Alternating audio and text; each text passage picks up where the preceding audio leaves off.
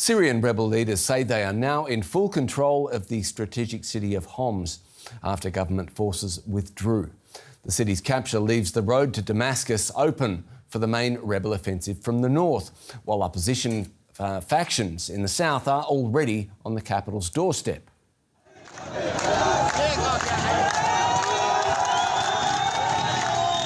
These images on social media show Syrian protesters toppling a statue of the president's late father in the southern suburbs of Damascus. Syrian state media report that President Bashar al-Assad is still in the capital, although he hasn't been seen in days. Government soldiers have been seen fleeing across the border into Iraq. Now, in cities recently captured by the rebels, residents are already celebrating the end of Assad's decades-long rule.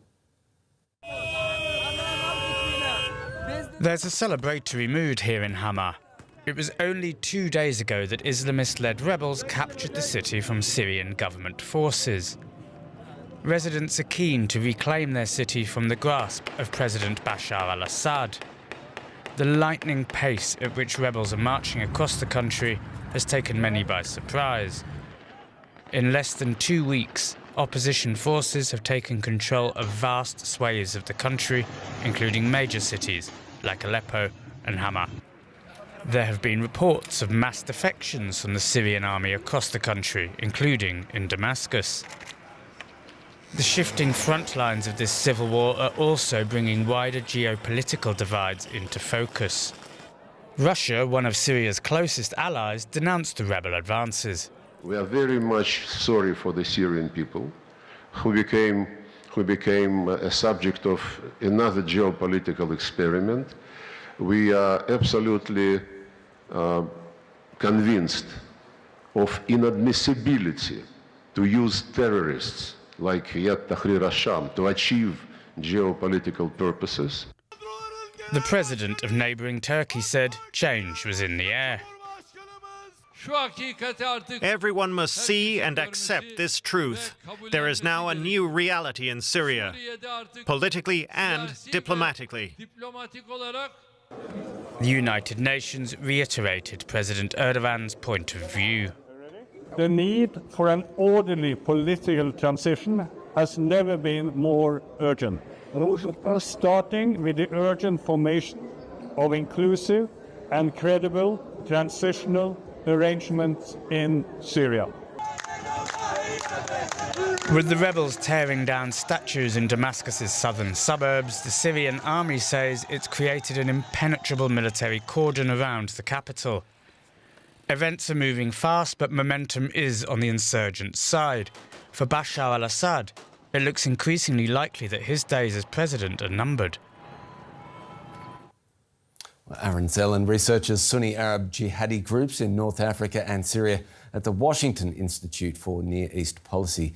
Welcome, Aaron. Good to see you again. Only a week ago, you were telling me about the fall of Aleppo. How much of Syria is still under the control of President Bashar al-Assad as we speak tonight? We only see now that 3 provinces of the country are under the control of the regime. It's heartland in the coastal areas around Tartus and Latakia, and then the city center in Damascus. Everything else has fallen either to the HTS-led offensive, the affiliated Southern Ops Room in the south, and then the Turkish-backed Syrian National Army controls north-central Syria, and then the U.S.-backed Syrian Democratic Forces control the entire east now. How do you explain, Aaron, that this rebel advance is progressing so incredibly quickly, especially now they are down into the areas that we were led to believe were Assad's strongholds? Yeah, I mean, I'm just as surprised as anybody else, and I've literally been following this every single day since the 2011 uprising. But it's clear that it's an illustration that the dire straits of the regime back in 2015 when the Russians first went in was that's been confirmed in many ways, and that if the Russians and the Iranians hadn't gone in then at that time, it's likely the regime would have fallen 9 years ago. But now, because the Russians have been distracted in Ukraine, the Iranians been having to deal with the aftermath of Israel's war on Hamas and Hezbollah, there just isn't anybody there to do it. And because it's been so lightning quick, and HTS has been able to consolidate control and move on to the next cities each time relatively swiftly. It hasn't provided space for a counteroffensive, and instead it's created a momentum of its own where now you're hearing that HTS is facilitating the defection of senior regime officials and officers inside of Damascus City right now. And so what are Assad's allies that you bring up, Russia and Iran, what are they doing at the president? Are they unwilling to help, or are they just unable to help at this point?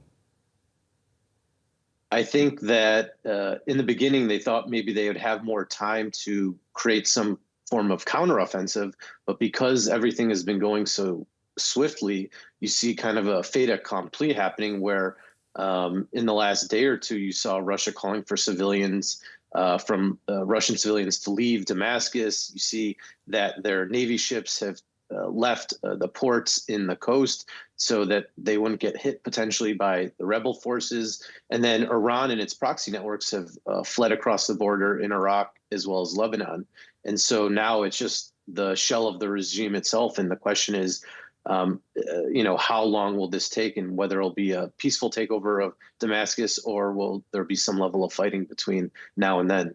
Right, and so just one more in this area without Iran and Russia, as you say. Are Assad's forces then, who are left alone, are they outnumbered? Are they being outmanoeuvred? Or are they perhaps unwilling to stand and lose their lives trying to hold on to ground in the name of Assad's regime? It's definitely all of the above. You see that, it's important to remember that Assad's regime, while he himself is Alawite, they still need Sunnis, but most Sunnis still dislike the regime. So now that it appears that it's all over, they don't want to have anything to do with it anymore. And so the Alawites within the regime have fled mainly to the coastal areas in their heartland in Tartus and Latakia. So it's likely that a lot of the remnants of the regime fighting force are the Sunnis that have been based in Damascus, and they have no interest in probably fighting against HTS at this point, especially since HTS now controls the second, third, and fourth largest cities in the country. There hasn't been much of a fight put up so far. Are we expecting anything different to happen in Damascus? Well, when we did talk a week ago, I thought maybe once we got to Hama and Homs, there would be a little bit more of a fight. And, there's been skirmishes here and there, but it hasn't been anything large scale or nearly what we saw maybe a decade ago in the fighting. So at this point, it seems that there probably will be fighting to take the capital, but it likely won't be as big as maybe many would have imagined just a week ago. We've now had a few days to observe the rebel group around Abu Muhammad al-Jawlani from a distance. What do they want?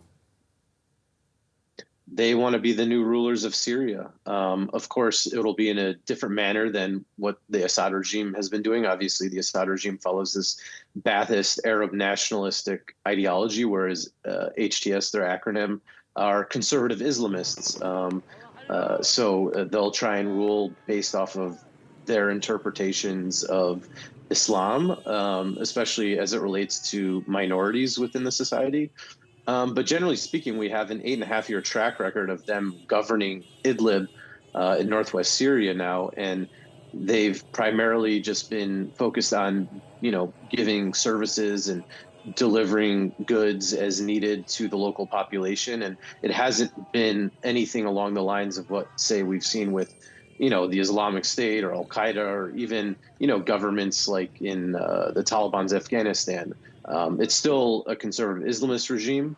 It still has authoritarian elements, but it's, not quite as, it's not as extreme as the Taliban, Islamic State, or Al-Qaeda. Will Assad still be president of Syria, do you think, at the end of the year? No, not at this point. I'd be surprised if he was the president by the end of next week. Aaron Zelen with the Washington Institute, thanks so much for your time. Appreciate it. Thanks for having me.